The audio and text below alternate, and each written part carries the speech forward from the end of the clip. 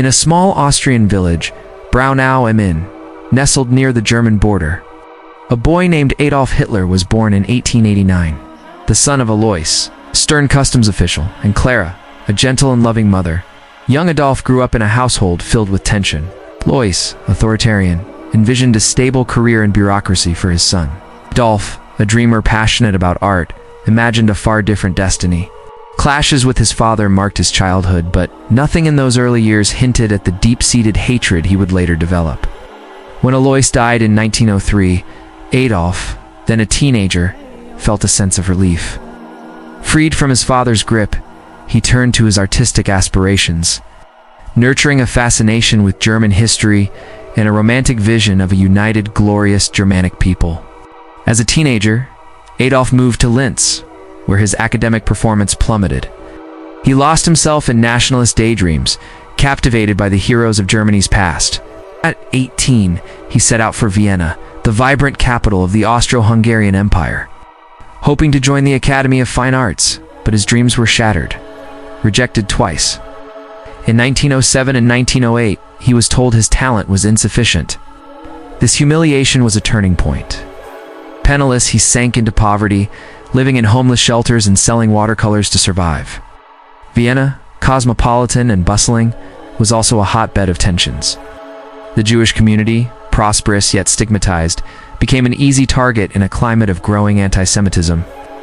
Influenced by figures like Karl Lueger, the city's populist mayor, and by racist pamphlets, Adolf began to associate Jews with society's woes. Unemployment, economic crisis, cultural decline. These toxic ideas slowly took root in his mind.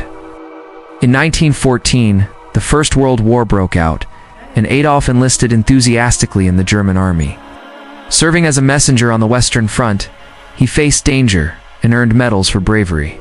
But the war ended in a humiliating defeat for Germany in 1918. For Adolf and many veterans, this loss was unthinkable.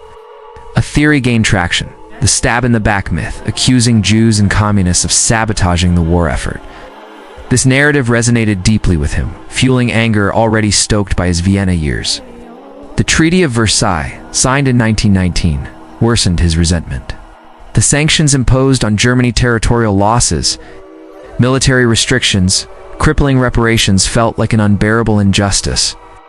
Adolf saw the hand of Jews in this, blaming them for conspiring against the nation. Back in civilian life, Adolf immersed himself in nationalist circles. In 1919, he joined a small group, the German Workers' Party, which soon became the Nazi Party. His charisma and oratorical skills quickly propelled him to its leadership. In fiery speeches, he blended ultranationalism with virulent anti-Semitism, portraying Jews as the root of Germany's woes: economic crisis, political instability, moral decay. He championed the purity of the Aryan race, an ideology that became the cornerstone of Nazism. In 1925, he published Mein Kampf, outlining his vision of a powerful Reich, cleansed of Jewish influence and expanded through the conquest of living space in the East. The Great Depression of 1929, plunging Germany into chaos, made his message all the more appealing to a desperate population. In 1933, Adolf Hitler became Chancellor. The following year, he proclaimed himself Führer, consolidating absolute power. From then on, the persecution of Jews intensified. Anti-Semitic laws multiplied, stripping Jews of their rights, property, and dignity. Concentration camps, initially designed for political opponents, became tools of mass repression. After the invasion of Poland in 1939, the occupation of Eastern Europe accelerated the horror. Ghettos were established where Jews were crammed into inhumane conditions. Then, in 1941, the final solution was implemented: a plan for systematic extermination. 6 death camps: Süßwitzberg, now Treblinka, Belzec-Chelmno, Medonikor, built and occupied Poland. Millions of Jews, along with Roma, communists, prisoners of war, and other minorities, were murdered in gas chambers, by firing squads, or through exhaustion. Victims arrived by train, packed into airless, foodless wagons. Upon arrival, a ruthless selection. The weak, children, and elderly were sent straight to death.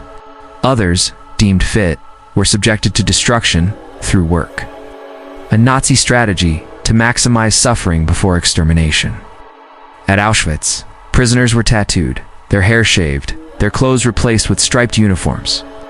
Days were filled with forced labor, endless roll calls under the brutal watch of the SS hunger. Cold and violence killed slowly. Around 15,000 camps and subcamps were established across Europe, forming a network of terror on an unprecedented scale. But the story doesn't end with destruction. At the war's end, the Allies uncovered the extent of the atrocities. Survivors, often alone and broken, wandered a ruined world. Europe's vibrant Jewish communities were decimated. The Yiddish language, spoken by 11 to 13 million people before the war, was nearly extinguished, taking with it a vital piece of Jewish culture. Survivors, facing persistent anti-Semitism in their home countries, struggled to find refuge. Some 250,000 Jews ended up in refugee camps awaiting an uncertain future. Western countries' restrictive immigration policies pushed many toward Palestine, despite British barriers. Clandestine networks, like the Haganah, organized risky migrations. In 1948, the creation of the State of Israel provided a home for 136,000 survivors, while others settled in the United States, Canada, or elsewhere. The genocide left deep scars. Jewish theology was shaken. How could a God allow such horror? Some saw it as divine punishment, others rejected this, facing an unprecedented crisis of faith. In the arts, the need to bear witness gave rise to poignant works. Anne Frank's diary. Elie Wiesel's accounts, Paul Celan's poems, cinema with films like Schindler's List or The Pianist, keeps the memory of those dark years alive. Institutions like Yad Vashem and the United States Holocaust Memorial Museum, along with the UN's International Holocaust Remembrance Day on January 27th, ensure the world never forgets. Yet amid this tragedy, an unexpected outcome emerged.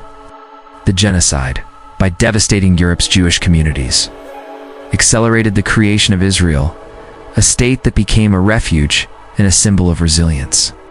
This outcome, which Hitler could never have foreseen, reshaped global geopolitics and continues to influence history. The legacy of those dark years remains a warning. Hatred, when rooted in hearts and systems, can lead to the unthinkable.